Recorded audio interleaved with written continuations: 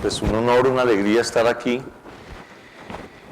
Son unas palabras muy generosas y realmente pues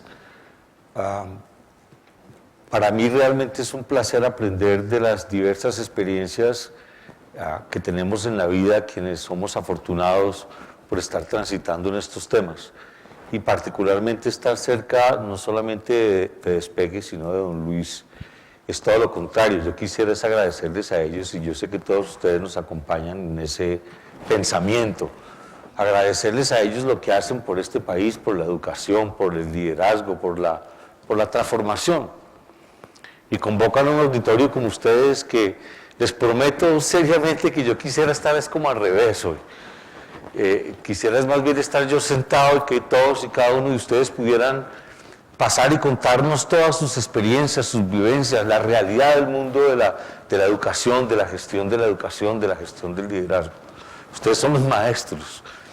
Y en este pues breve tiempo quisiera es más bien compartir con ustedes de forma breve lo que ha sido esta pues aventura, porque ha sido así intelectual, de quien les habla, en el análisis y el estudio más o menos juicioso, por lo menos sí muy apasionado del tema del liderazgo, de la neurociencia, de la gestión de la educación, pues del ser y de sus relaciones, inclusive las relaciones democráticas que se nos hablaba finalmente ahora. Y lo que pretendo no es ni mucho menos, no es inventado por mí. Como una buena aventura, lo que quisiera más bien es como narrar las conclusiones básicas de lo que he observado, poniendo el énfasis tal vez en dos temas centrales. Y pretendería que pudiéramos como al final realmente dejar un rato para conversar un poco entre todos sobre estos temas. Pretendo más bien narrarles algunos elementos que he considerado sustanciales en mi proceso de aprendizaje en estos temas del liderazgo y la educación y el cómo funciona el cerebro. Ahora, honestamente, no es por falsa modestia, particularmente en el tema de la neurociencia, créanme que estoy en kinder. De pronto pasando a bachillerato con un poquito de arrogancia, pero hay mucho más conocimiento que yo no tengo todavía porque no soy un científico, no soy un médico, me encantaría. Pero de pronto lo que he aprendido nos sirve para, entre otras, recordar entre todos estos temas del liderazgo y de la neurociencia, porque sé que para todos ustedes nada de esto va a ser nuevo, y no pretendo sacar aquí una nueva teoría, sino compartir una experiencia realmente, y espero que esto sea útil para ustedes. Hay dos temas centrales, fundamentales, que es sobre lo cual quisiera compartir este tiempo que tenemos. El primero es el tema del liderazgo, porque realmente le tengo pavor, intelectualmente hablando y como ser humano, a la deformación tan grande que hay en ese concepto. En los colegios, en la televisión, no la vas a poner tan oscura, por favor, porque no tendría posibilidad de verlos a la cara y viceversa. Entonces, y además de pronto para los que el tema no esté tan interesante, de pronto se arrullan y gracias. Entonces, por lo menos así, no, mentiras, espero ser, mire, el tema del liderazgo. Hay una deformación real en la sociedad, para ponerlo de forma muy breve y muy concreta. Le hemos hecho un culto a el líder, a la figura superior, aquel que está en la pirámide de una organización pública, de una sociedad, de un colegio, de unos alumnos. El líder es como el héroe, a veces lo confundimos con el caudillo, con el salvador, con el Mesías, aquel que nos llevará a la tierra prometida, y la figura es el líder con muchos seguidores. Y realmente esa es una deformación que le ha hecho mucho daño a la sociedad, se volvió una élite. Inclusive en muchos casos ese liderazgo reservado infortunadamente a sinónimos tales como tener o hacer. El líder es el que tiene mucho, poder, mucho dinero, mucha fuerza, muchas cosas, o está en una, repito, pirámide organizacional, es el presidente, es el alcalde, es el maestro, el profesor, y pues nosotros creemos indudablemente que la historia de la humanidad ha tenido grandes otros muy necesarios y hermosísimos seres humanos que han sido líderes de la humanidad. Cristo, Mahoma, Gandhi, Martin Luther King, Gaitán, Galán, qué sé yo. Pero en la conclusión de 25 años de estudiar con algún juicio el liderazgo y las biografías de los grandes líderes, mi única conclusión es que realmente el común denominador de todos ellos, a lo que ellos se dedicaron, fue a romper esa dependencia de los seguidores de ese líder y a construir liderazgo colectivo. Ese fue el gran legado. Y los que no lo hicieron, los que deformaron la sociedad, los que abusaron del poder, del tener o de su posición, del hacer, no pasaron a la historia. Y hay unas deformaciones muy grandes, las vamos a mirar ahora con detalle en el tema del liderazgo, particularmente en la educación. Porque se reserva el liderazgo para muy poquitos. Un niño no necesariamente, si es una persona tímida, sino es el que más alumbra en ese salón en los términos en que la sociedad dice que es alumbrar, no puede ser líder. La historia de la humanidad ha mostrado que gente con cero carisma, con cero posición social, con una determinación inclusive profunda e inclusive tímida a veces, porque son seres en alguna forma también superiores y humildes. No lo manejaban así. Me produce un estupor ver la televisión. Y no soy ningún mojigato, ni muchísimo menos. Pero la deformación del liderazgo en muchos de los programas, se lo digo con mucho respeto, obviamente, en muchos de los programas de televisión es decadente. Si vemos las figuras de los programas de los shows de los real TVs, ¿cómo se llama? De los realities. El líder, o sea, la sociedad construye un modelo de liderazgo bastante agresivo, bastante deformado. Entonces el líder de esos programas, que son los referentes, que son los que ven nuestra sociedad, es la persona, primero el culto al físico. Si no eres una niña 90, 60, 90, con todas las operaciones del caso, no puedes participar ahí porque el concepto de belleza es otro. La belleza suya no entra aquí, entonces, o es el muchacho que se queda, o la muchacha que se queda 2 horas colgada más tiempo de una, o sea, es resistir y yo ser más fuerte que tú, el fisiculturismo, yo soy más macho inclusive. Y son ejemplos menores, pero los vemos todos los días. Y por apenas 200 millones de pesos, el apetito por el poder del dinero, por apenas 200 millones de pesos, la sociedad se deleita viendo los más decadentes ejercicios de deslealtad, de infidelidad, de un juego increíble de luchas de egos para ver cómo te hundo para yo crecer, porque yo quiero ser el primero, porque yo quiero ser el líder. Y esperamos que venga el alcalde o el presidente de turno o el profesor de turno a decirnos qué hacer y cómo hacer y lo seguimos. Vamos a sustentar esto mucho más adelante, pero creemos que hay un daño real, inclusive dentro de las organizaciones, que es el mundo donde más me muevo. El culto al líder y al presidente, que es el que dice qué hacer y cómo hacer, el gerente, el que ordena, el que manda, producto de todo lo que vimos en la revolución industrial, ha hecho mucho daño en las organizaciones. Y vamos a mirar entonces a fondo en nuestra observación qué es el liderazgo, y ese es uno de los ejes centrales del trabajo.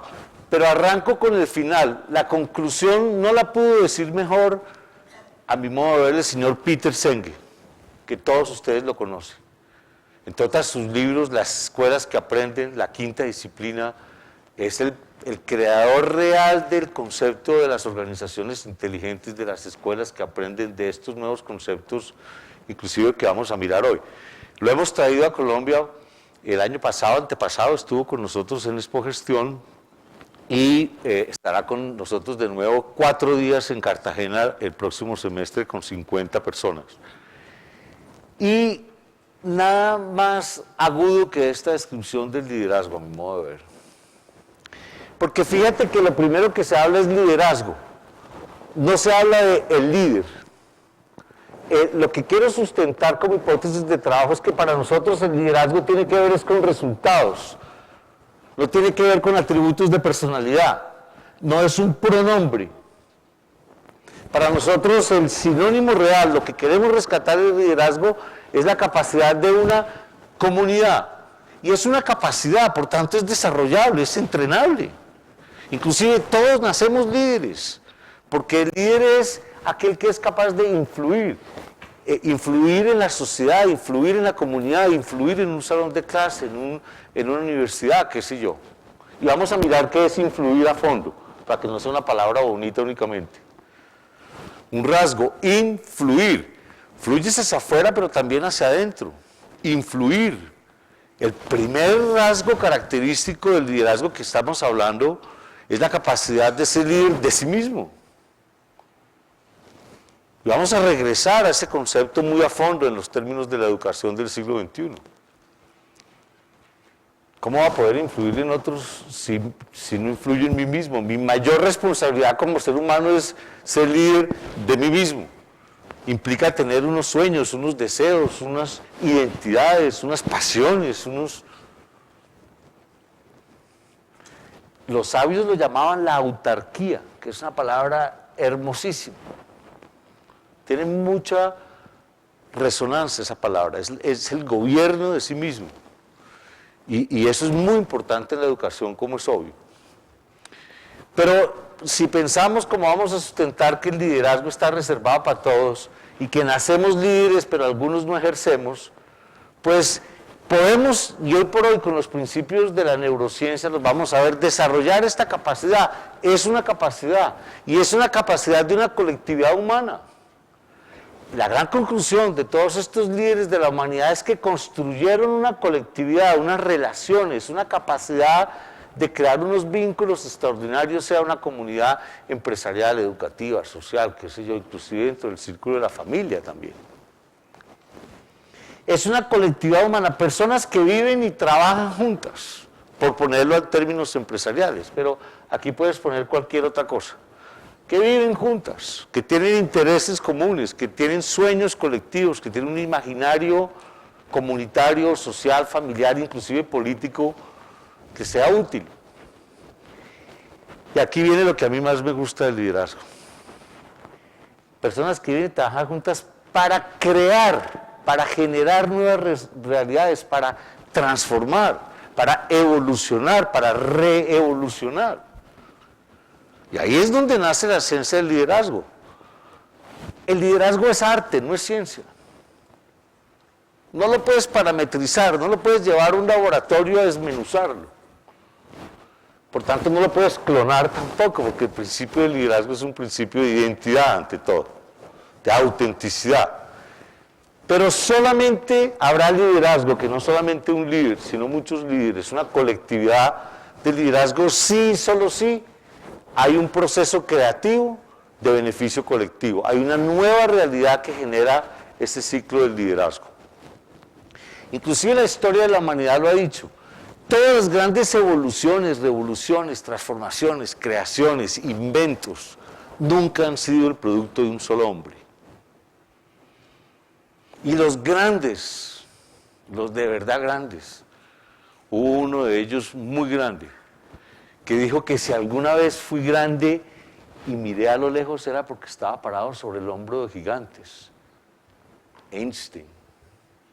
Se refería a Copérnico. Repito las palabras de Einstein, si alguna vez miré alto y fui grande era porque estaba parado sobre los hombros de gigantes. El liderazgo es un fenómeno colectivo que hay que construir, que se puede desarrollar y que tenga un propósito central, una intención superior de crear una nueva realidad transformadora, evolutiva. La llamamos de prosperidad colectiva. Y es una labor, sí es colectiva, en una familia, en un colegio, son relaciones que se están creando por todas partes. Entonces,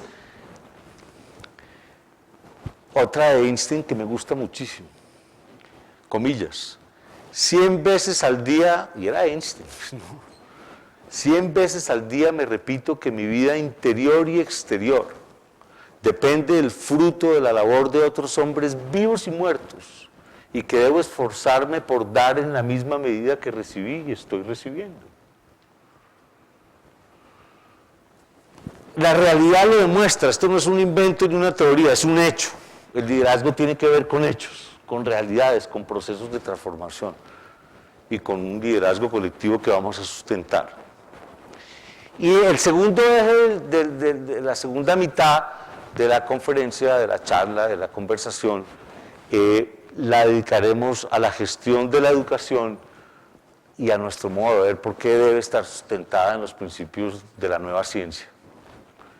Y ya advertí que no soy científico, estoy en primaria, pero estoy fascinado. Nunca antes había estado tan despierto, tan contento de estar vivo. Lo que nos está enseñando la nueva ciencia en los últimos 10 años es mucho más de lo que jamás aprendí en los últimos 80. Es impresionante lo que hay en las ciencias de la biología, de la economía, de la neurociencia, de la física, de la química, de la cosmología, de la tecnología.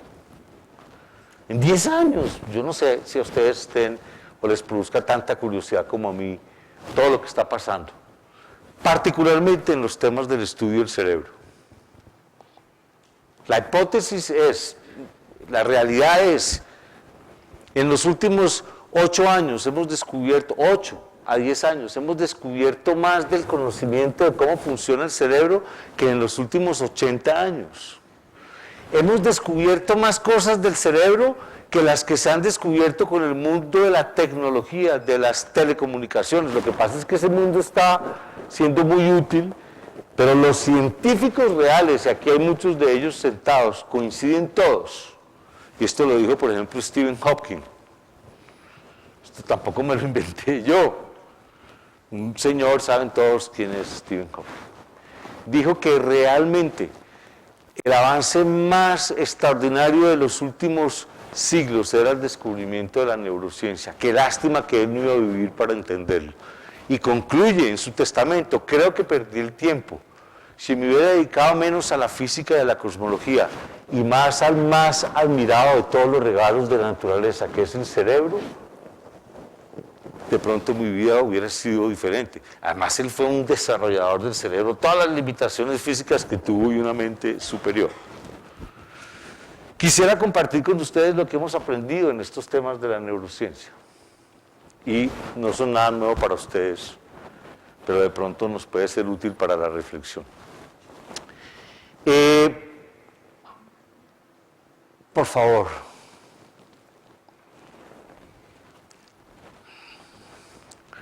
Si la hipótesis de trabajo es que liderazgo es crear nuevas realidades, para mí liderazgo tiene que ver con un proceso transformativo evolutivo. Esa es una responsabilidad que le corresponde a todos los colombianos. Nosotros no podemos seguir siendo una sociedad que le entrega la responsabilidad de crear esas nuevas realidades a unos pocos líderes. Porque precisamente eso es lo que nos ha hecho dueños reales de un proceso evolutivo en Colombia. Y eso tiene que ver con las empresas, tiene que ver con la transformación de Bogotá, tiene que ver con lo que sucede en un aula. Sobre todo con lo que sucede en un aula. Porque ahí es donde realmente está la raíz, sobre todo en los niños de menos de 12 años.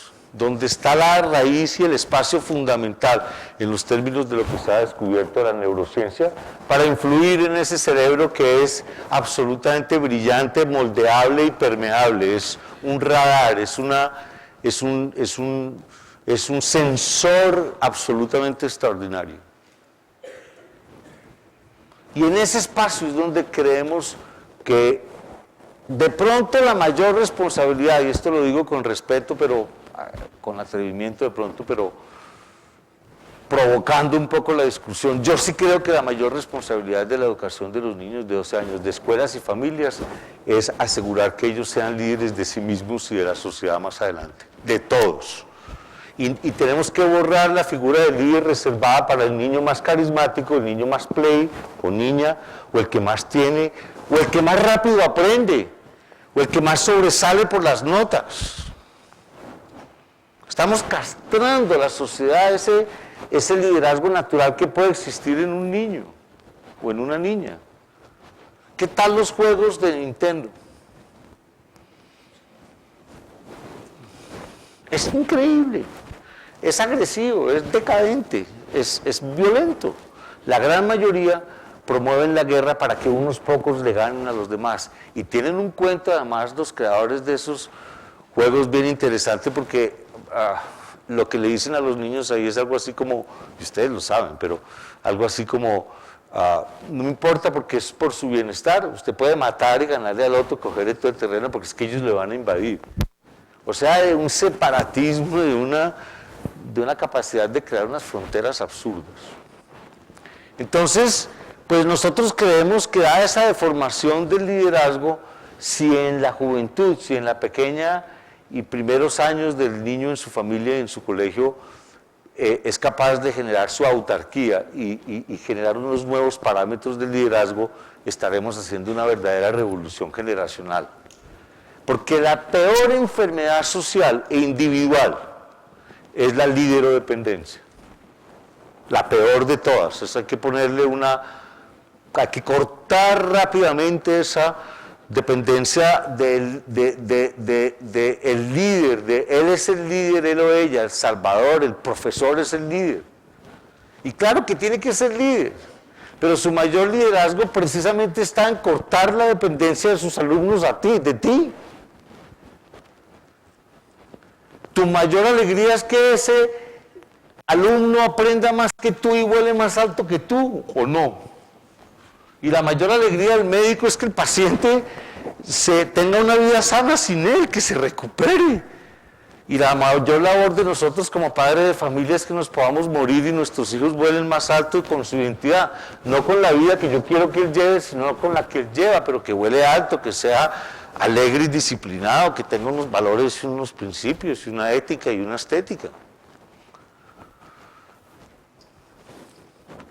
Porque es que esa dependencia genera eso, y eso es una enfermedad muy grave. Y vamos a ver cómo se podría romper esa dependencia.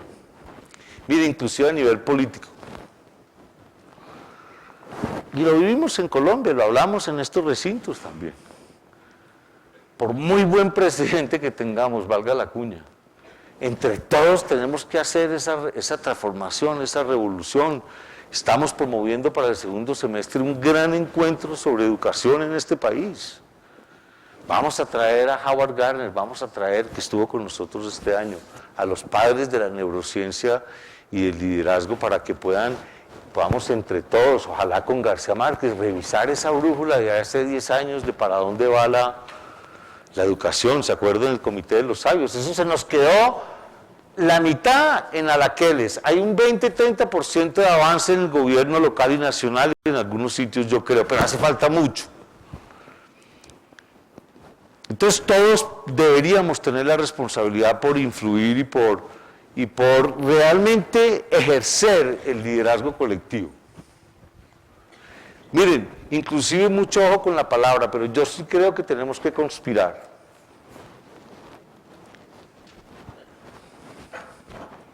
Y hay que ponerlo así realmente.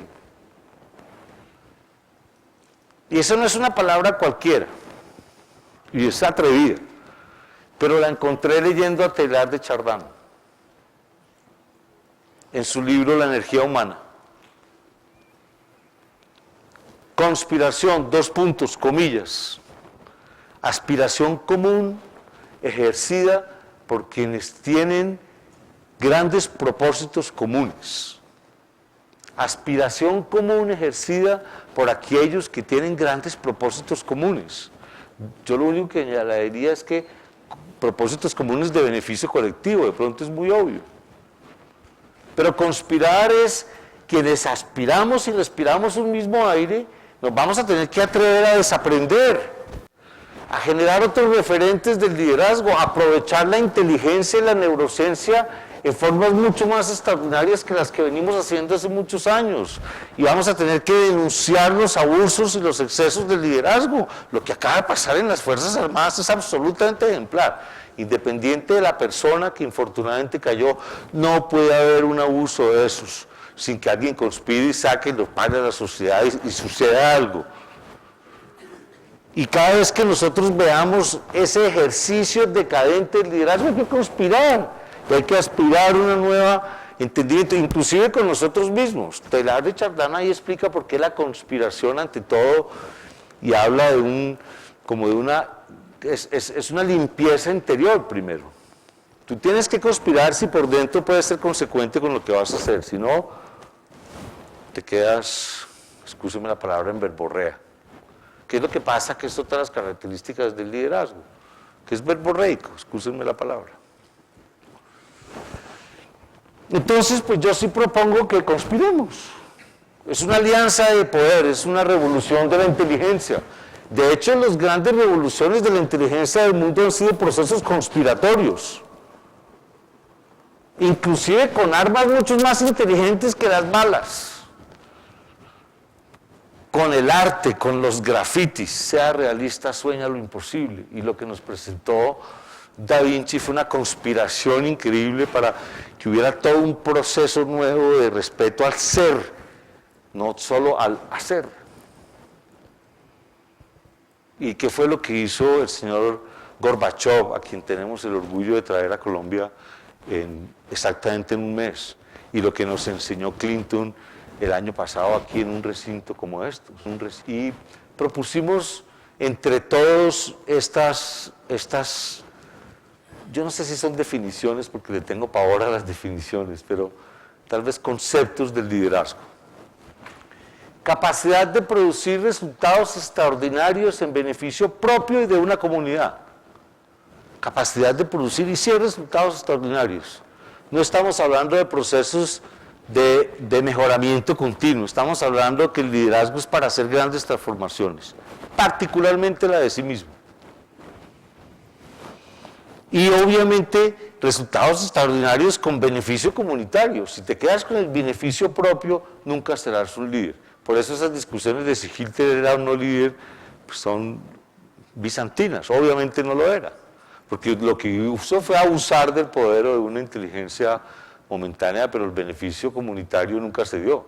De hecho, la historia fue la que dijo que no se había dado. O sea que capacidad de ser una persona auténtica que lucha por sus ideales y convierte sus sueños en realidad, independiente del parámetro que la sociedad le da, es la capacidad de ser una persona libre, que sueña, que vuela, independiente de que la sociedad lo ponga en el trípode o en la pirámide. Y esto sí que es importante para los jóvenes y para los niños, porque los referentes del liderazgo, inclusive los que emitimos como padres de familia, habrá que revisarlos. Capacidad de generar un proceso de transformación de una comunidad para beneficio colectivo. Insisto, es que para nosotros el liderazgo tiene que ver con resultados, con acciones, con hechos, no con carismas. Gandhi fue Gandhi, no por él, como persona, o qué tenía Gandhi, además no creo que fuera bastante carismático, de hecho era una persona, pero el poder transformador para beneficio de una capacidad, la capacidad de crear liderazgo colectivo, de rescatar la identidad de su pueblo y de lograr esa transformación, pues es de lo que estamos hablando. La historia después lo llama el líder. De hecho es tan increíble, pero a mí me produce mucha curiosidad y mucha tristeza saber que la sociedad es absurda con esos verdaderos grandes líderes de la humanidad, los mata. Es una sociedad, por eso a mí me gusta más convivir con otro tipo de animales, en serio. No se matan por las estupideces que nos matamos los seres humanos. Y a los grandes líderes, Mahoma, Cristo, Gandhi, Martin Luther King, Gaitán, Galán, los matamos. Inclusive la peor de las muertes, la de Bolívar, que murió de tristeza por las deslealtades, por la deformación del liderazgo, por las luchas de poderes. Siguiente, por favor. ¿Me arreglo por aquí? Gracias. El anterior. Gracias. Bueno, de esto ya yo creo que hablamos, entonces pudiéramos pasar este tema de la autarquía y ahora vamos a ver cómo puede eso influir en los temas inclusive de la neurociencia. La siguiente. Miren, entremos un minuto a este mundo de la nueva ciencia y después nos regresamos al mundo del liderazgo y del cerebro, porque mi objetivo sí es ponerle una lupa a eso del liderazgo y del cerebro.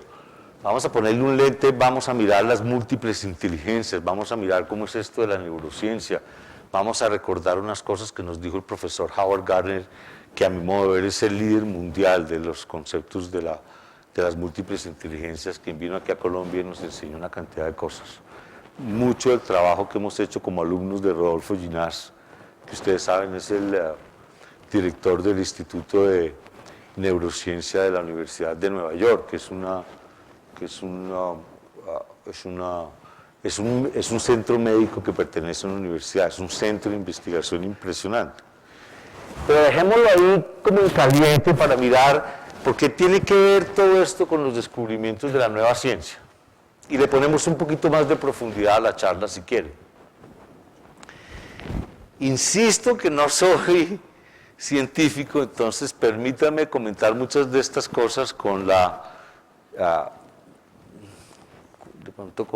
no con la profundidad que yo mismo quisiera. Pero es fascinante lo que está sucediendo en los avances de tres corrientes de la ciencia actual. Los descubrimientos en las ciencias de la vida, la biología, la medicina y la ecología son absolutamente maravillosos.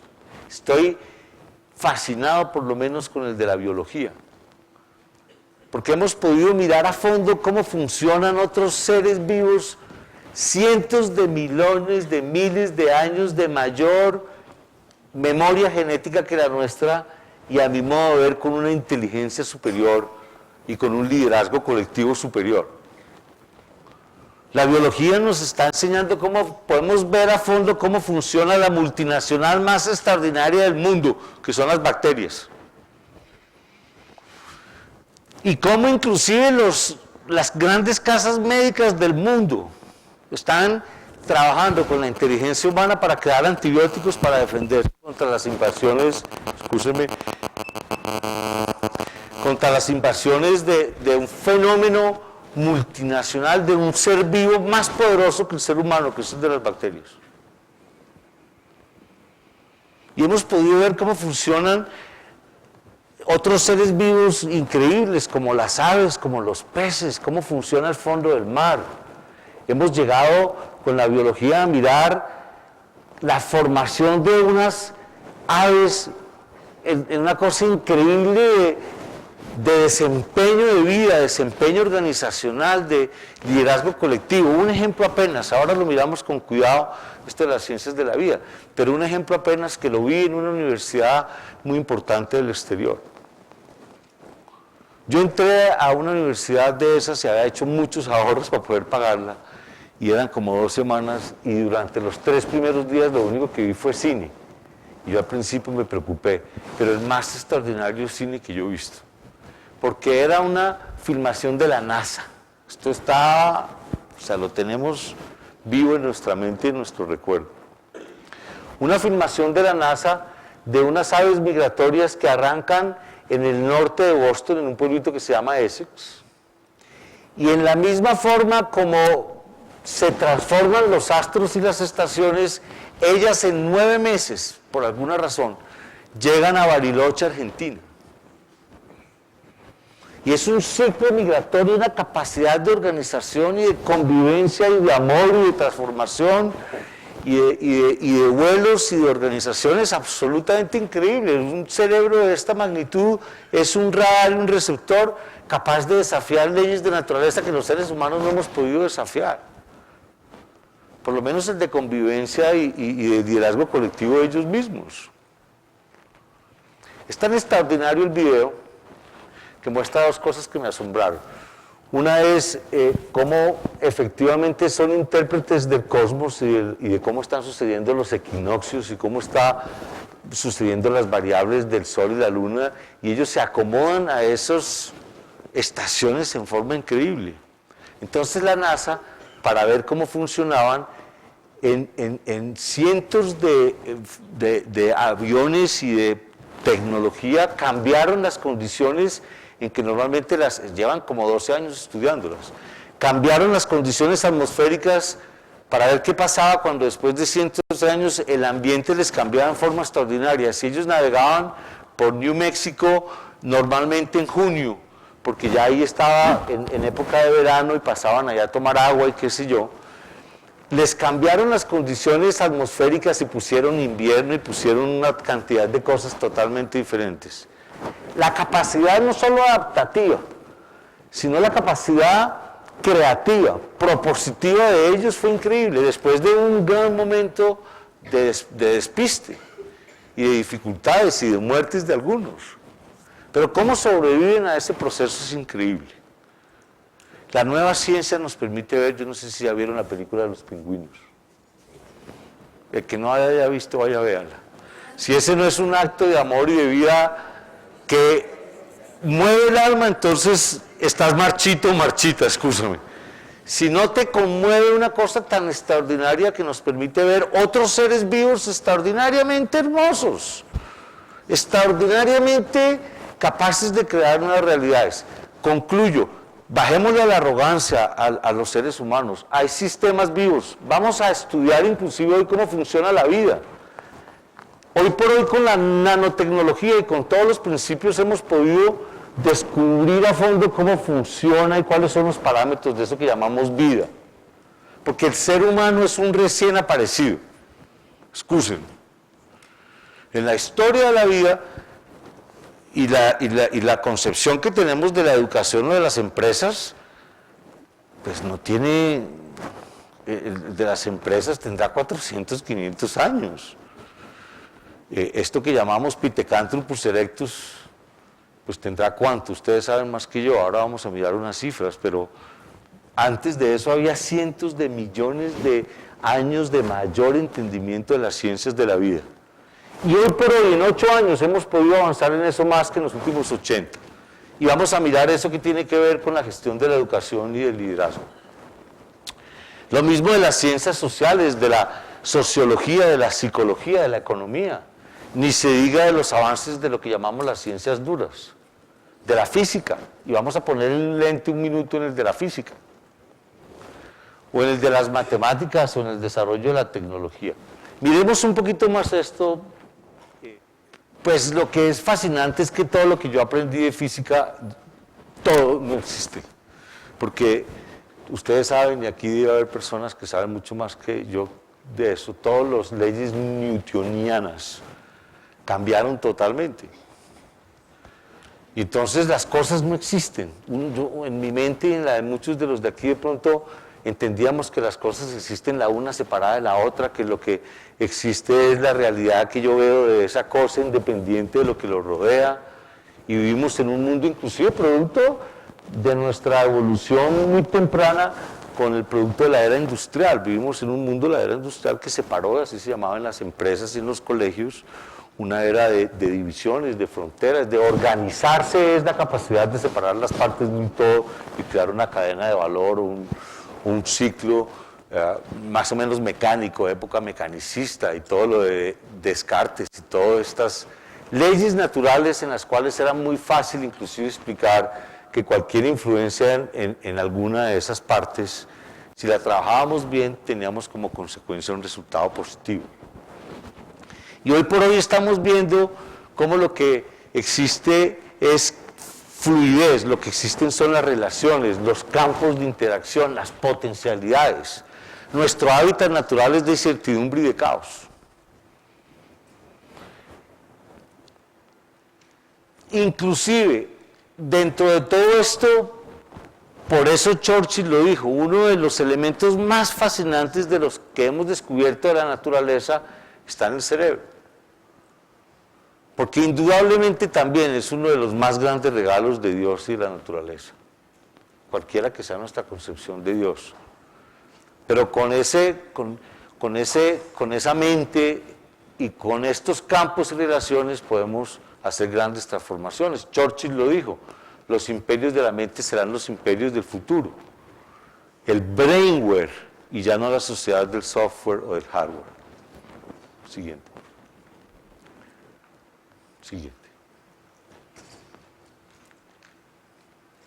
O sea, se nos quedó grabada la imagen mecanicista que teníamos del mundo, producto sobre todo, repito, de la revolución industrial.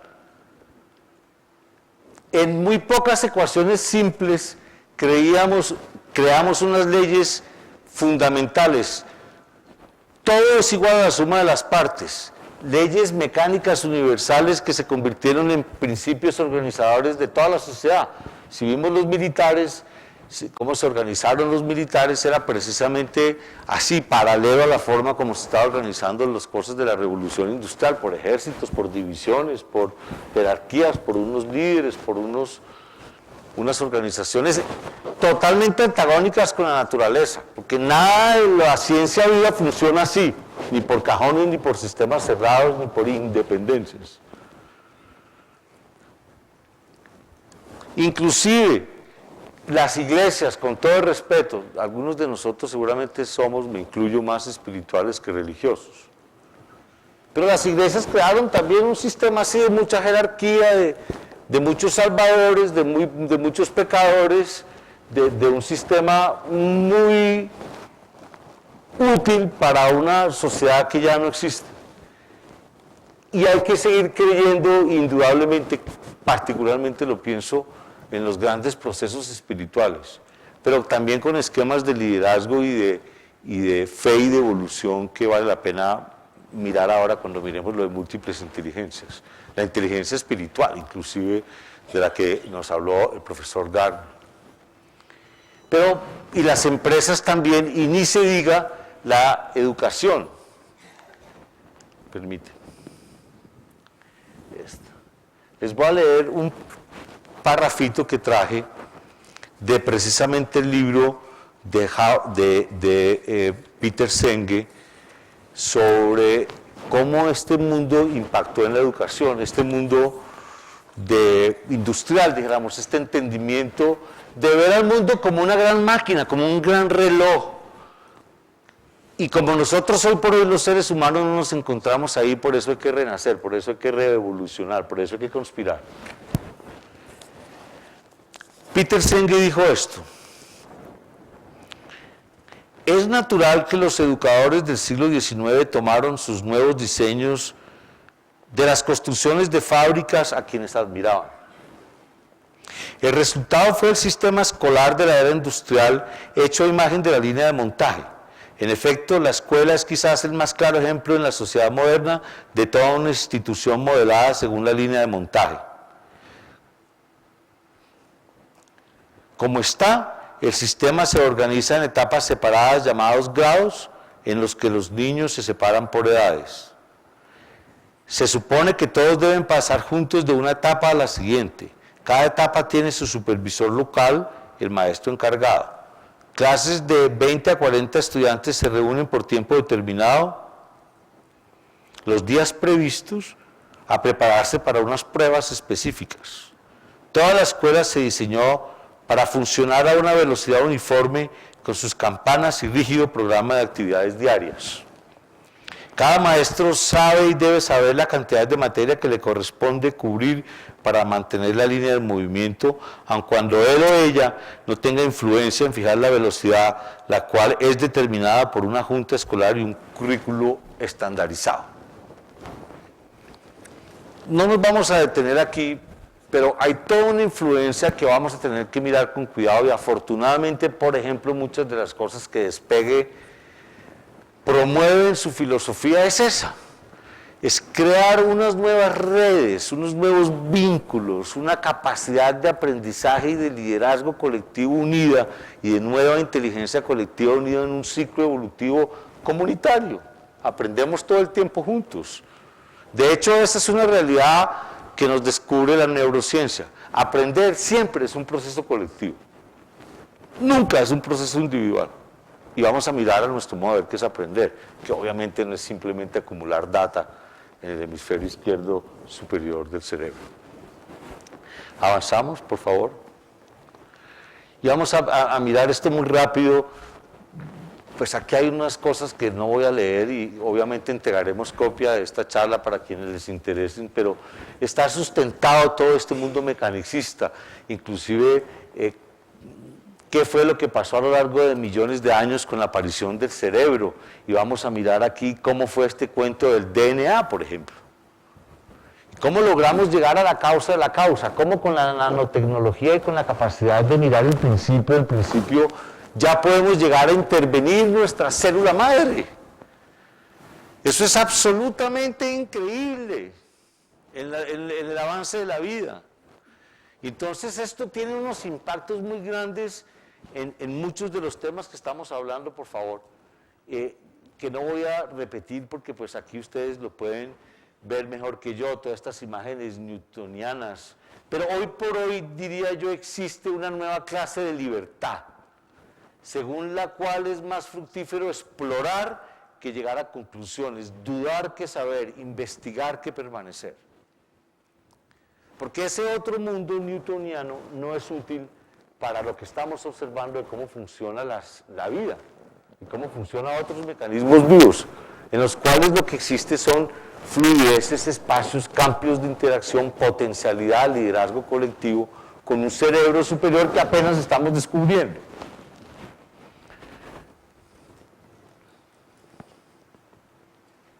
Solo existe aquello que creamos mediante nuestro compromiso con sí mismo, con los demás y con los acontecimientos. En estos principios de la nueva ciencia, a mí esta me fascina. Inclusive las interrelaciones es todo lo que existe. No existen cosas, existen relaciones, existen vínculos.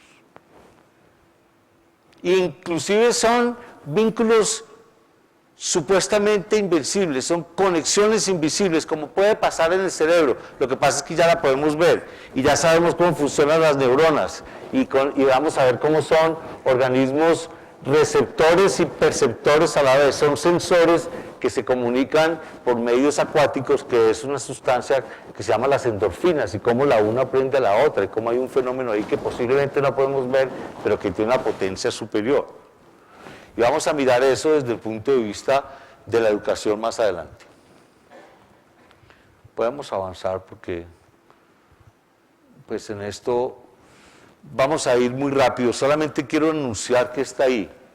Pero vamos a mirar, inclusive lo que hice fue alguna vez para yo mismo exigirme entender esto, y este es el resumen como de un año de trabajo, de cómo funciona la vida, y cómo apareció la vida, y qué fue el proceso químico esencial de la fermentación, el uso del oxígeno con el nitrógeno para crear la vida, y sigamos, por favor, y cómo hace 600 años apenas estamos empezando a descubrir esto. Y nos dio mucha curiosidad en la historia de la vida esto de la simbiosis, que es una palabra muy bella, y cómo estos organismos vivos no crean fronteras, crean una cosa que se llama Global Exchange Network, vínculos, relaciones, formas de organización y de educación totalmente diferentes, son supraorganismos a nivel mundial. Sigamos, ahí están las definiciones de simbiosis, aquí está la historia de la vida, podemos seguir, que entre otras, a mi modo de ver, con un poco de darwinismo. La vida no tiene sino el significado que uno quiera darle. Yo sí creo que la vida es un proceso evolutivo de la materia, la vida, más no el espíritu. Pero la vida misma está ahí, y el espíritu también, uno podría en esto que llaman hoy la inteligencia espiritual, desarrollarlo. Siguiente. Aquí jugando, y ustedes han visto esto en muchos libros, y ustedes lo dominan más que yo algunos, pero era, ¿cómo es esto de la escala de la vida? Si pensamos que hace 5.000 millones de años se formó la Tierra, y esto lo vamos a poner en una escala de 25 años, miren lo reciente que somos, porque es que hay que partir de la humildad para poder aprender, para poder desarrollar la curiosidad por los otros seres vivos. Hace apenas, aquí está cuando aparecieron las algas y los peces y los anfibios. Los anfibios apenas hace 400 millones de años, en esta escala 2 años. Y los mamíferos, sobre todo los de agua, como los delfines, que algunos de nosotros sí creemos que venimos de los delfines, afortunadamente. Y eso no me lo inventé yo, sino que me lo enseñaron mis hermanos mayores, que son los Cogis de la Sierra Nevada de Santa Marta, donde tuve la inmensa posibilidad de mi vida de irme 10 meses a aprender a estar conmigo mismo y con ellos. Y efectivamente ellos creen que nosotros venimos del agua, somos agua, y que el ciclo evolutivo de los delfines fue que eran los primeros mamíferos que pasaron del agua a la tierra, se adaptaron a esa posibilidad de vivir en ambos ambientes, inclusive las alitas de los delfines. Hoy ustedes ven que tienen unas cositas aquí que supuestamente no les sirven para nada. Los biólogos nos dicen que eran las patas con las que entraron y se crearon muchos otros seres de vida grandes, los jurásicos y después los micos, y ahí venimos. Pero somos muy, por favor, somos muy recientes en esto de la vida. La escritura tiene 12 minutos, el Homo sapiens apenas 1.5.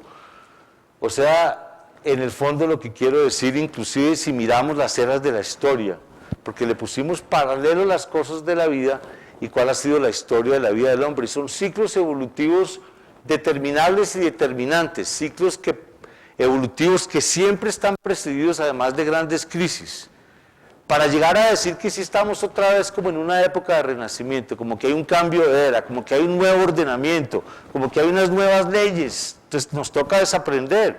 Esto no es una nueva era únicamente porque la invoquemos desde el punto de vista de los principios de la vida, sino una nueva era que tiene un impacto extraordinario en la educación y en la gestión pública o social. Terminemos esto, por favor.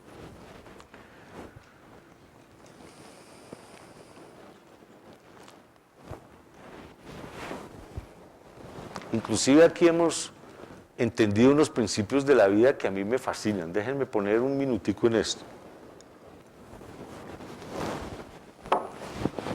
Todo está en constante proceso de descubrimiento y de creación. Eso es lo que llamamos cambio, y Heráclito lo dijo. Lo único constante es el cambio. Lo que hemos descubierto hoy es que no es solamente cambio, es un permanente proceso de creación y descubrimiento en las ciencias de la vida. Todo está cambiando a toda hora. Trajimos a Chopra a Colombia y fue fascinante porque además tuve la oportunidad de meditar con él por la mañana un rato, después de nadar y después oír una de las mejores conferencias que yo he oído. Y me impresionó porque nos mostraba cómo todos nosotros mismos, nuestra piel, nosotros mismos físicamente somos totalmente diferentes en ciclos de depende si es la piel y no sé qué, pero normalmente en ciclos de 3 semanas nuestras uñas, nuestra piel, nuestra concepción física es totalmente diferente. Todo está en constante cambio. La vida aprovecha el caos y el desorden para crear nuevas y ordenadas soluciones. Los otros sistemas vivos no comparten esos deseos nuestros de la revolución industrial y de la forma como educamos por la eficiencia. Lo que importa es la eficacia, la efectividad, el resultado. Inclusive hemos visto que la vida es entonces un intento por encontrar qué es lo que funciona, no lo que supuestamente está bien. Avancemos. En esto quería simplemente compartir con ustedes estas cosas que ustedes conocen, pero esta es como la conclusión final. Pasamos de una era, la anterior por favor, pasamos de una era mecanicista a una era en que los sistemas vivos y la creación de un sistema vivo, particularmente en la escuela y en la comunidad familiar, es el eje central de una revolución intelectual como la que estamos proponiendo. Porque ya no importan los objetos, sino los sujetos. Ya no estamos en divisiones y partes, sino en campos de interacción. Ya no es la independencia, sino el poder colectivo, la interdependencia. Lo que importa no son las acciones, sino las relaciones, y lo que importa no es la eficiencia, sino la capacidad de aprovechar cada vez más talento y talante, o sea, las potencialidades. Y la conclusión nuestra entonces del liderazgo está en esta triada. Y me estoy saliendo a propósito del proceso educativo, pero quería mirar lo macro para después sí mirar lo micro. Arte de dirigir, arte de movilizar y arte de lograr. Son las 3 esencias del liderazgo que hemos aprendido unidas con los principios de la vida. arte de dirigir, crear un propósito superior, una intención superior en términos de la política o de las empresas, las llaman visiones y misiones, pero es mucho más que eso. Es crear una intención superior transformadora que genere beneficio colectivo. Y aquí es donde vamos a poner el lente, porque en el liderazgo tú sí diriges a un colegio, a unos alumnos, a una familia, y hay que dirigir, eso no se puede abdicar. Pero lo importante en estos ciclos evolutivos es movilizar, y lo que tú movilizas es poder, y el poder está en el ser, el poder está en el cerebro. Lo que tú movilizas son las múltiples inteligencias, porque el lenguaje y las comunicaciones en esta nueva era son lo que el agua es a los peces.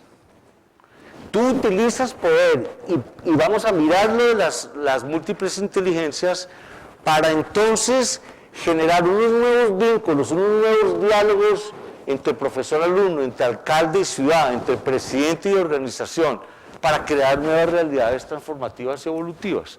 Porque además, si no creas esas realidades, si no generas lo que llamamos el arte de lograr, te vas a quedar en el deber ser o en las intenciones. Porque el poder y las múltiples inteligencias que vamos a mirar ahora están centradas en el arte de lograr, de crear una nueva arquitectura en el sistema inclusivo educativo. Aquí es más planteado organizacionalmente, pero aplica y de qué manera. Fíjate que no es reingeniería, sino arquitectura. Hay que repensar no solamente las paredes y los sitios donde enseñamos, si es que enseñamos algo, donde se aprende, repensar ese espacio para que haya toda una nueva utilización del poder y de las múltiples inteligencias. Y vamos a mirar esto. Entonces me voy a centrar en el uso del poder y las inteligencias. Y ahí unimos los dos sentidos. Miren, es increíble. En los talleres que hacemos con colegios, con jóvenes, con empresarios, que hicimos en Bogotá, con el alto gobierno, con las empresas, casi siempre arranco y les digo, en un minuto, y escríbanlo, no lo tienen que hacer ahora, diga ya sinónimos de poder, escriba 10 sinónimos de poder. Y en el 80% de los casos, los sinónimos de poder que la gente escribe son poder igual tener, poder igual mando, poder igual control, poder igual acceso a cosas, poder igual la capacidad de mandar en otros. Hay una deformación del poder, así como está deformado el liderazgo, es interdependiente ese problema social grave. Creemos que poder es normalmente tener, hasta ahí. El que más tiene más poder. ¿Para qué? Para tener más poder. ¿Para qué? Para tener más dinero. ¿Para qué? Para tener más poder. Normalmente se asimila, inclusive en los niños, al que tiene más cosas, compra los tenis más rápido, puede tener más carro o más casas o más viajes, normalmente empieza a identificarse el poder ahí. Inclusive hicimos alguna vez un análisis de la historia del poder. Y vimos cómo nos venimos matando por el verbo tener. El que más poder tenga era el imperio que más tenía súbditos, más tenía tierras, más tenía dioses. A nombre de Dios nos venimos matando. Que tu Dios es diferente al mío y si tú no estás con mi Dios te invado y te mato. Por un culto al tener muy grave. O al culto al hacer. Al doctor. Al yo soy el alcalde, yo soy el líder, yo tengo el poder, o al saber. Y hoy por hoy el paradigma es totalmente diferente, porque lo que llamamos conocimiento lo adquieres con espichar un botoncito en tu internet, cualquier conocimiento sobre cualquier tema, de cualquier cosa que se haya inventado en cualquier parte del mundo. El poder obviamente está en el ser. Y ese es el rescate que queremos hacer. Nadie te lo quita, nadie te lo da, es lo que tú eres, lo que te da poder. Y vamos a mirar entonces qué es lo que tú eres, y por tanto vamos a mirar un poquito más en cuidado el tema del cerebro, rápidamente. Porque ahí es donde está el poder. Cómo utilices el cerebro es directamente proporcional al ejercicio del poder que tengas. Porque normalmente hay las otras dos, por favor. Hay una hay una también malentendido la siguiente. Porque yo no tengo poder si soy dependiente. Si el poder está en el ser, está en mi capacidad, en mi libre albedrío que llamábamos, que lo tienen desde los niños, los jóvenes, el alcalde, los ciudadanos, los empresarios y los trabajadores. Si yo entrego eso a otros, si soy dependiente del otro líder, estoy disminuyendo mi capacidad de ejercer poder. Si dependo de inclusive otra persona para ser feliz, estoy perdiendo el poder de ser feliz conmigo mismo independiente de la persona. O si soy muy dependiente de las drogas, del alcohol, de la sociedad, del qué dirán, si soy muy dependiente de la misma religión, si se me vuelve es un fetichismo o ¿cómo se llaman los excesos de un fanatismo?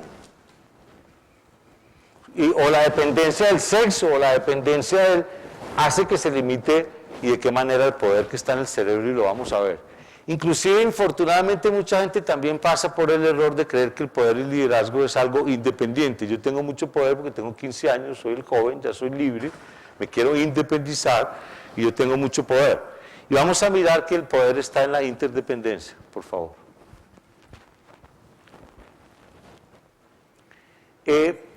Si el poder está en el cerebro, pues miremos cómo funciona el cerebro. ¿Qué es esto de la neurociencia? El cerebro humano es responsable de cómo pintaba Van Gogh, de la creación de la democracia, del diseño de la bomba Thomas, de la psicosis, del recuerdo.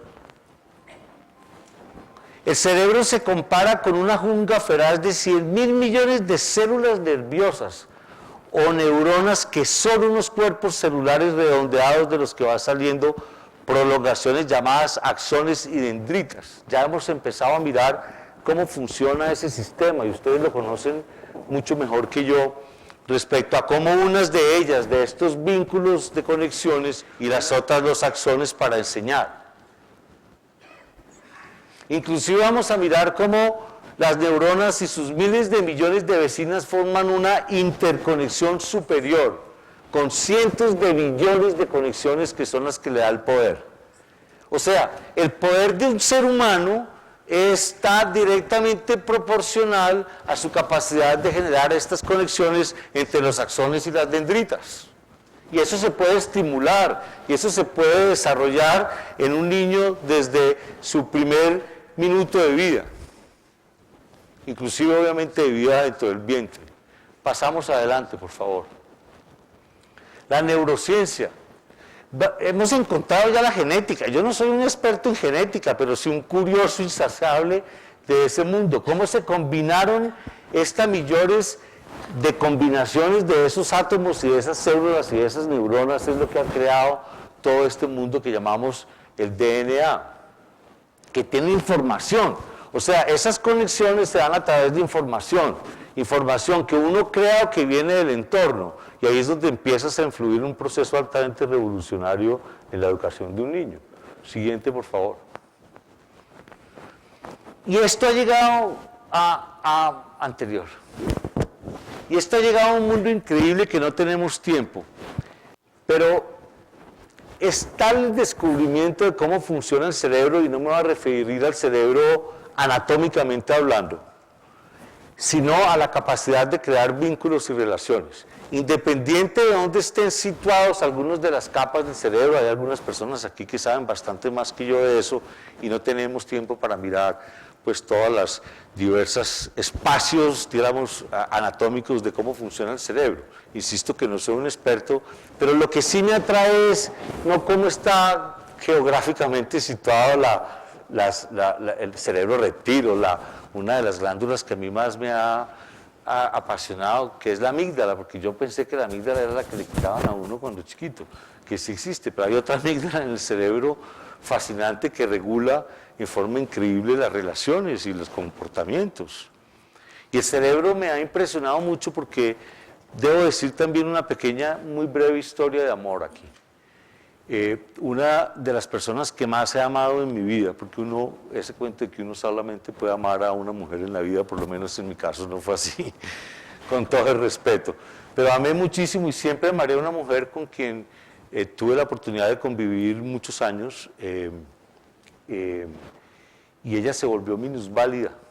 Ella era una persona hija del concepto tener, saber y hacer de una de las familias más ricas de este país, una persona pasada por todas las universidades del mundo, pero su pasión era la danza. Y un día renunció a todo ese mundo, al igual que yo renuncié a ese mundo y me fui para la sierra 10 meses y ella se fue a bailar con Sonia Osorio y con Delia Zapata. Y por un infortunado accidente después de la vida, habiendo llegado a ser primera bailarina, ella por excesos tuvo un accidente y un carro militar que iba adelante y ellos venían atrás en una noche de farra, infortunadamente de Valledupar hacia Santa Marta, y unas personas muy enfermas socialmente pusieron una bomba y la bomba no pegó en el caboz del ejército, sino en el carro donde ella iba, y ella quedó minusválida. Y fue impresionante lo que yo aprendí de ella del estudio del cerebro, ahí fue donde me apasioné con este tema.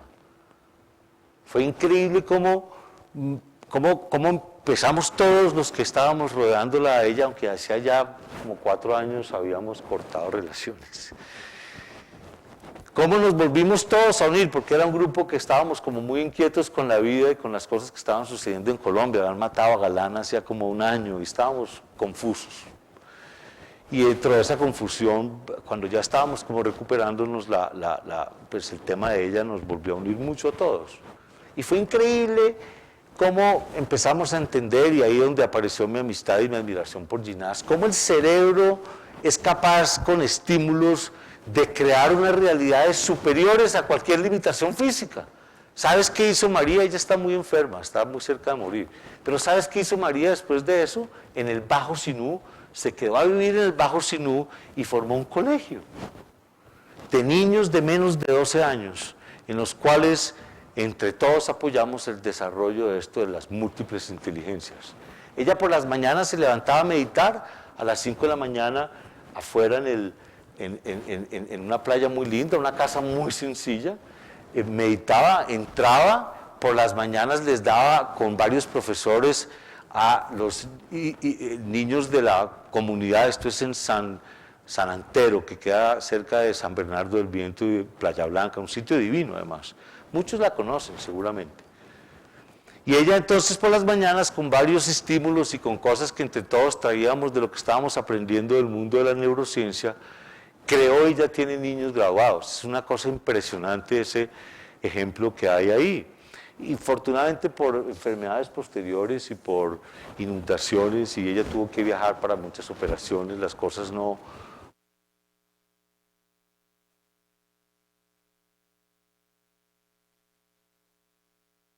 Para nosotros era una sorpresa, ella era la mujer más bella del mundo, bailaba como los dioses, pero de cantar más bien poco.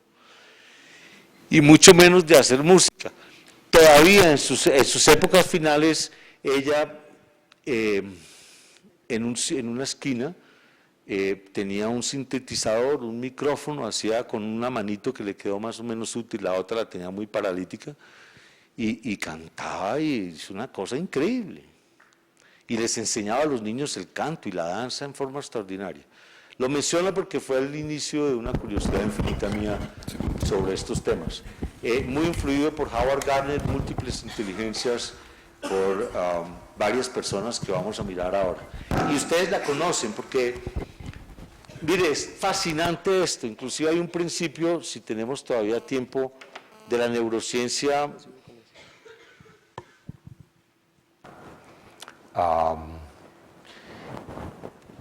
Estuvimos en el Instituto Hermann de Alemania, que es donde está el cerebro de Einstein, y ellos son unos de los más grandes líderes en el mundo en los temas de la neurociencia.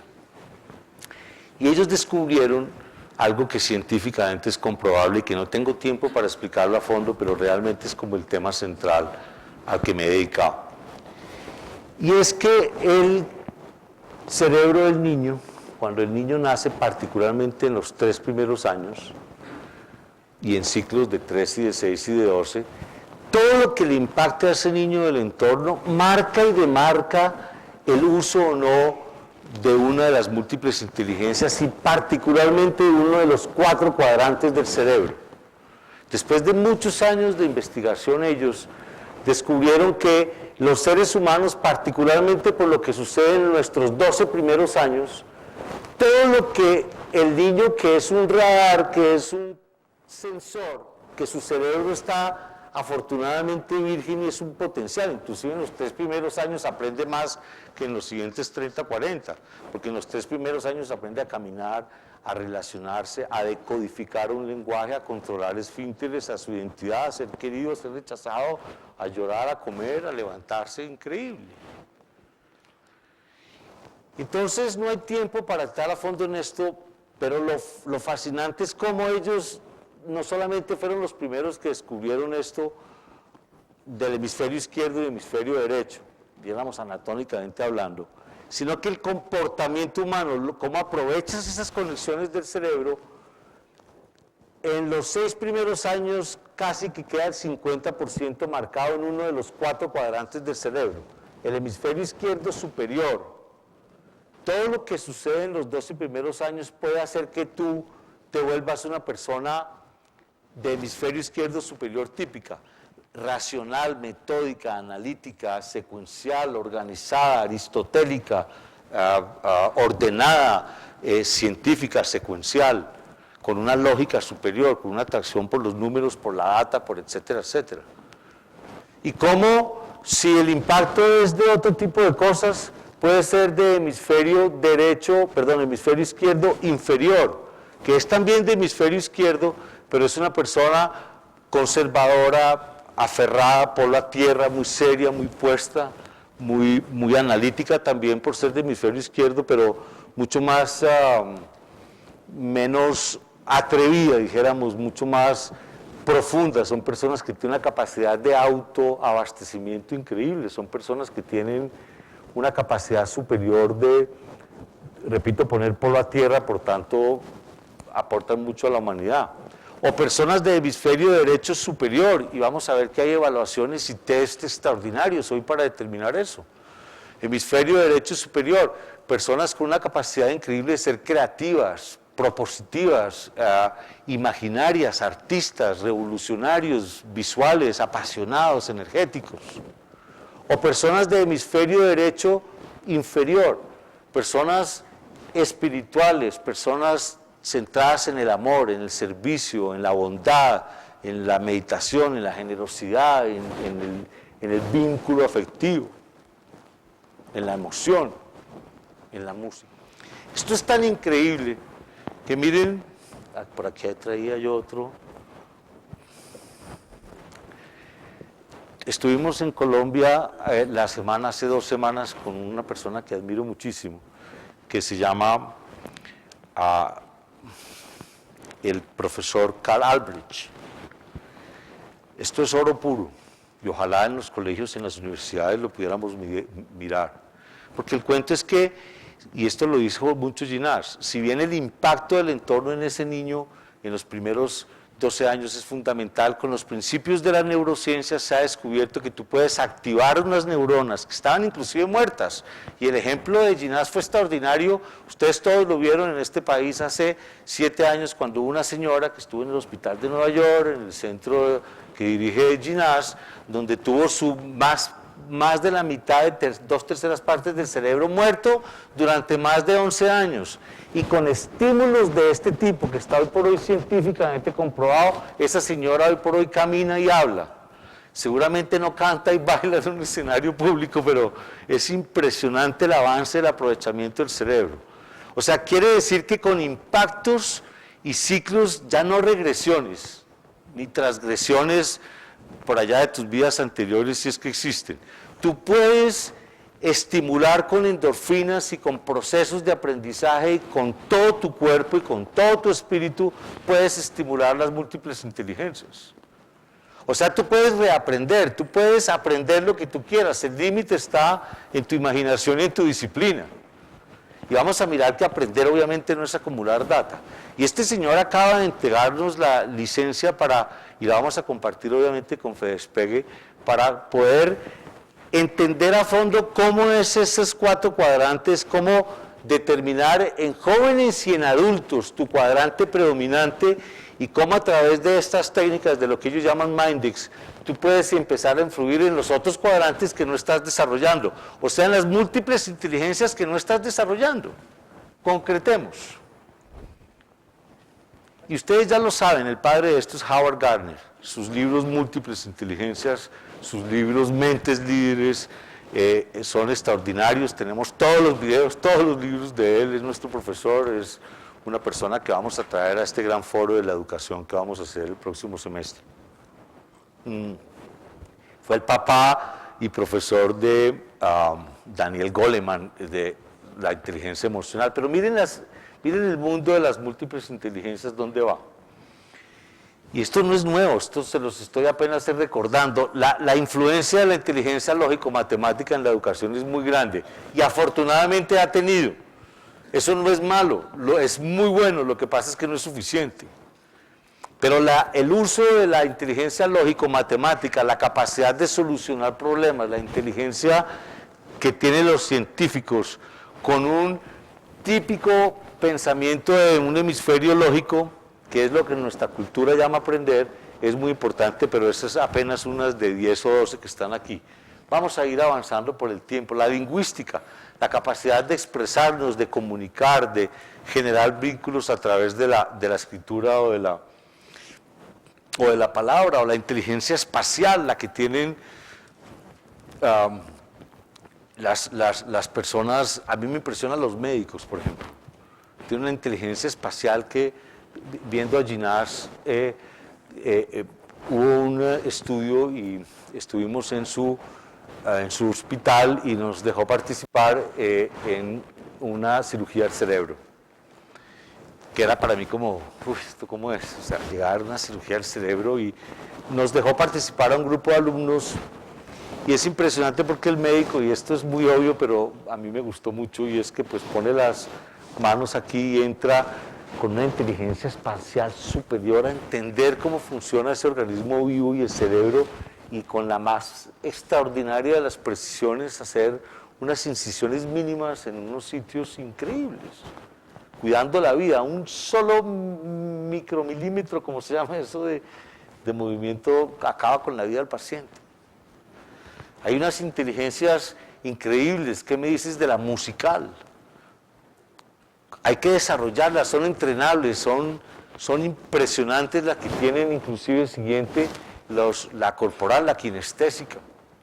Quien no se sorprenda con el Cirque du Soleil de la capacidad de volver al cuerpo un templo elástico y un centro de placer. No solamente me refiero al placer sexual, me refiero al placer del cuerpo, a la elasticidad, incluso la del cerebro.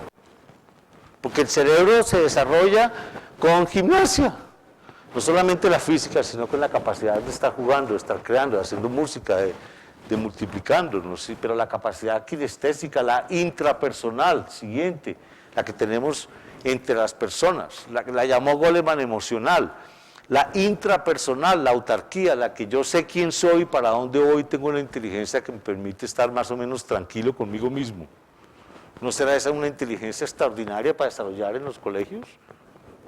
La intrapersonal, su mayor responsabilidad no es echarse cuentos de los problemas que tiene su familia y su profesor y su dinero, porque todos la tienen. Su mayor labor es qué va a aprender de eso para su propio liderazgo, para su autarquía. Y esas cosas casi, pues creemos nosotros, no están. La inteligencia emocional y todo este tema de Goleman, que esperamos también que nos acompañe en el gran foro educativo colombiano el segundo semestre. La naturalista, por las ciencias de la vida, por otros seres vivos, por la ecología. ¿Cómo es posible que una persona como Gorbachov sea la que está diciendo que el desarrollo de la inteligencia natural, la de la ecología, es la herramienta fundamental de supervivencia para la siguiente generación? El cuidado del agua, el cuidado de los recursos naturales, sobre todo los no renovables, la energía fósil. Y nosotros esa se la reservamos para los ecologistas, y eso es cursi, algunos opinan que eso sería un problema de los demás. Estamos destruyendo nuestro ecosistema y de qué manera. Y a los niños ese es un tema que ya no da, porque su espacio no es afuera. Ni el salón es afuera, ni está afuera en el verde porque está metido en un computador y oyendo a un profesor y en su casa en otras cosas. Inclusive, esto ha llegado, la anterior por favor, mira,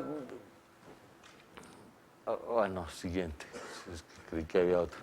Esta las trajo Gardner, no, la anterior. Esta las trajo Gardner ahora en su conferencia y hay un libro que les recomiendo que se llama Disciplined Minds, mentes disciplinadas. Podemos con la neurociencia entrenar y movilizar la inteligencia de nuestros hijos, sobre todo con la mente que él llama la mente disciplinada, la inteligencia de la disciplina, del rigor también, que no es la lógico-matemática, es la disciplina para ser un buen deportista, para ser un buen ser humano, para ser un buen ciudadano. Se requiere una disciplina autogestionada, no impuesta por la sociedad. La mente sintetizadora, la mente creativa, la mente respetuosa, la mente ética. Hay muchas más, la mente espiritual. Siguiente, por favor. Ah, no, pensé que estaba ahí, pero hay más que están desarrollando hoy por hoy, estudiando de las múltiples inteligencias, por ejemplo, la cibernética. Y nos sorprende y decimos que es que nuestros niños tienen una inteligencia superior, y resulta que no es tanto. Lo que hemos todos descubierto, y eso lo hizo el señor Bill Gates con mucha sapiencia, es crear un sistema, y eso es lo que es Windows, ventanas, 4 cuadrantes del cerebro interconectados. Y decimos, uy, es que los niños, pues es que los niños acceden a ese mundo natural porque su mundo es así, de interconexiones, de cosas. Ellos más que estar concentrados, están alertas. Pueden desarrollar, y en su hábitat así está desarrollar las 4 ventanas abiertas y oír música y estar chateando y estar comiendo y hacer todo eso a la vez. Y es increíble la habilidad que tienen para interactuar en la inteligencia cibernética. Hay que tener cuidado con los excesos, pero a mí me parece maravilloso que se desarrolle. Y la que tienen con el piano desde temprana edad. La capacidad de ser multidiestros es una responsabilidad que tenemos los padres de familia, los educadores y la sociedad con nuestros hijos. Ese es como todo el cuento de esto. Y hay obviamente unos énfasis, porque no queremos niños que tengan que ser perfectos en todo. Hay unas vocaciones naturales, que ese es el trabajo de los educadores y de los padres, ser unos sensores, para que esas vocaciones naturales, esas conexiones, sean un campo de exploración del niño, y puede que no sea lo que tú quieres que él sea, pero es lo que él quiere ser. Y si le permites fluir en eso y navegar por esos espacios de todas estas múltiples inteligencias, podremos tener entonces una sociedad mejor. Inclusive el más grande de los grandes, Da Vinci, y ustedes todos han estudiado a Da Vinci, conocen muy bien a Da Vinci, me impresionó las leyes davincianas, los principios davincianos. El primero, curiosité, que es fascinante, la actitud de acercarse a la vida con una curiosidad insaciable y la búsqueda continua del aprendizaje. Inclusive no tenemos que hacer esto solamente con nuestros hijos o nuestros alumnos o nuestros colegios, sino sobre todo en nosotros mismos. ¿Cómo así que tienes apagada la curiosidad? Pues despierta y ponle todo un volumen, porque si no te debes estar volviendo un ser humano aburridorcísimo o aburridorcísima. Y no tienes que tener ningún tipo de poder especial para desarrollar la curiosidad por cosas que a ti te gusten, otra vez con la autarquía. La siguiente, dimostrazione, que es un principio davinciano que nos encanta, que es la capacidad y el compromiso de poner a prueba el conocimiento, pero a través de la experiencia y la acción. Todos sabemos que aprender tiene que ver es con un hecho, con una acción. Uno no aprende porque acumula data, uno aprende haciendo, uno aprende realizando cosas, uno aprende con todo el cuerpo, uno no aprende con recibir información. Eso es eso, captar información, pero eso no es aprender. Entonces tú debes desarrollar este principio de poner a prueba lo que aprendes con los hechos de la vida cotidiana, inclusive viceversa. Más aprende uno de los hechos de la vida cotidiana que de la escuela y de los propios papás, porque así es la vida. Entonces el desarrollo es la sensación. Se nos está olvidando cultivar todos los sentidos. El de la vista, el de la sensualidad, el del olfato, el del tacto,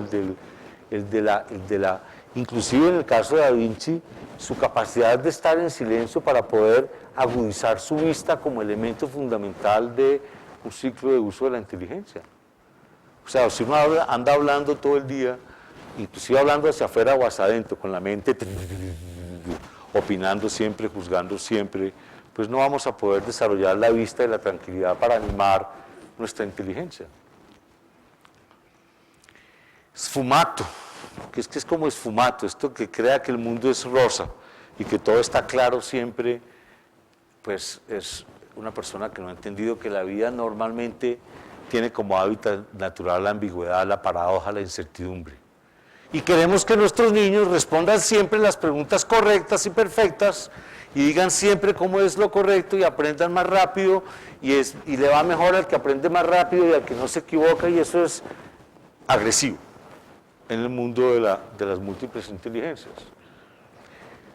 Mi hija es zurda y fue una de las cosas fascinantes porque tengo una admiración profunda por los zurdos y coincidencialmente por ahí estudiando a los grandes líderes me he encontrado que de los que yo he leído, que no son todos ni mucho menos, pero más de la mitad fueron zurdos, porque desafían, su esfumato es diferente, como todo el mundo está hecho para derechos, su capacidad de adaptarse a la paradoja de la certidumbre es muy grande. Inclusive todo el ciclo de aprendizaje está hecho para personas que aprenden por las leyes de los opuestos, que son derechos, pero normalmente son del hemisferio izquierdo superior y viceversa. Y de ella aprendí mucho su capacidad de adaptarse a ese mundo de paradojas y incertidumbre del esfumato. La combinación de arte y de ciencia. Eso es fundamental. La capacidad de desarrollar un equilibrio entre la lógica y la imaginación. Pensar y actuar con todo el cerebro, y yo diría hoy por hoy con todo el cuerpo. Siguiente.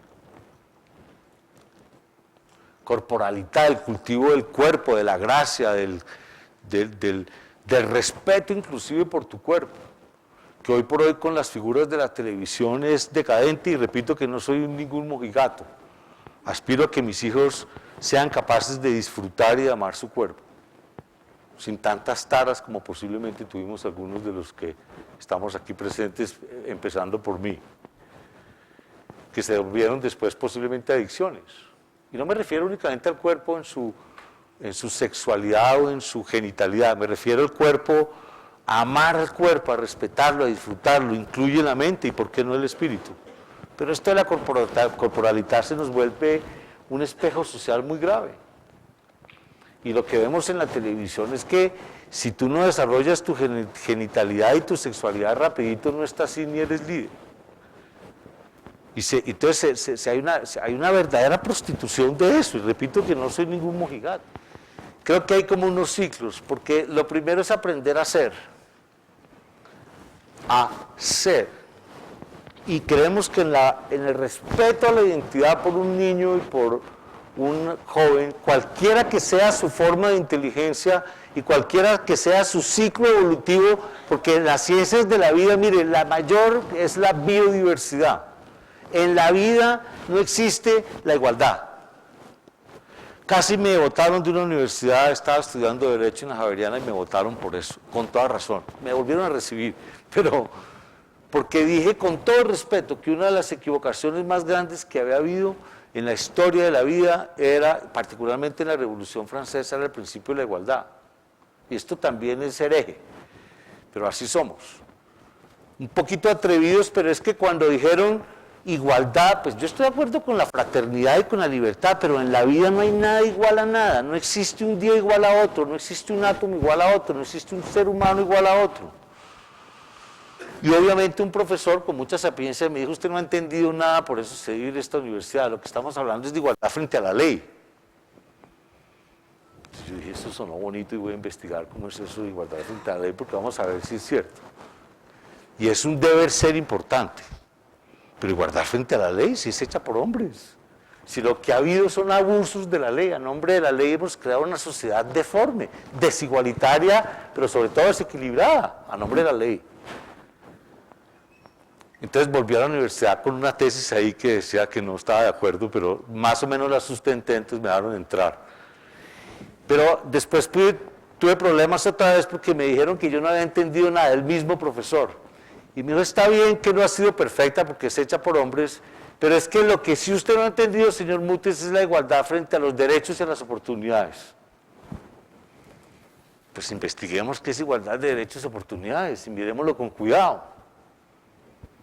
Y no ha habido, ni siquiera mis hermanos mayores, los COGIS, han podido desarrollar una sociedad que tenga, mejor dicho, ¿tú crees que un niño que a los 12 años está violado, intoxicado de bazuco en una cartarilla, le estamos dando las mismas oportunidades y derechos que los que estamos aquí sentados? Y eso no es culpa del niño.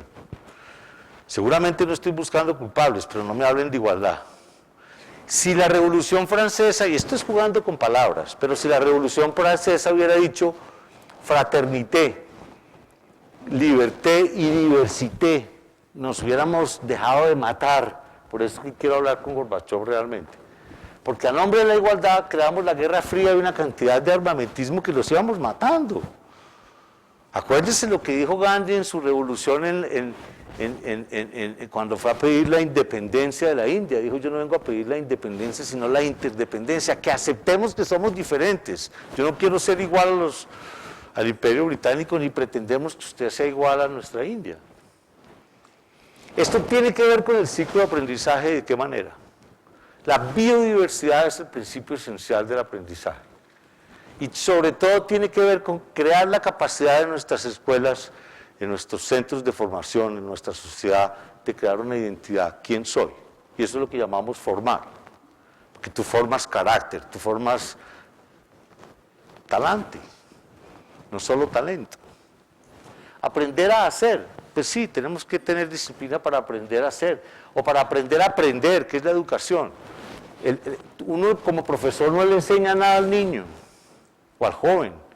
Lo que hay es un vínculo diferente. Educare es una palabra de una raíz latina muy bella, es de uno mismo, uno es el sujeto activo y propositivo del aprendizaje, no el profesor. Él no me enseña nada porque yo solamente aprendo haciendo. Por tanto, él es simplemente una fuente de información y de análisis, punto. Aprender a aprender, aprender a desaprender, que es en la que estamos algunos, por lo menos yo de primero. Porque se nos quedan grabadas muchas cosas que ya no nos son útiles. O aprender a vivir, que es lo que llamamos autarquía. Pero la que más me gusta es aprender a convivir, que es la que llamamos verdadera sabiduría. ¿Cuánto tiempo más tengo? Porque entendí, sí, para saber cómo aprovechamos el final. Doctor, tienes como 10 minuticos. Sí, 10 minutos. Sí. Ok, gracias.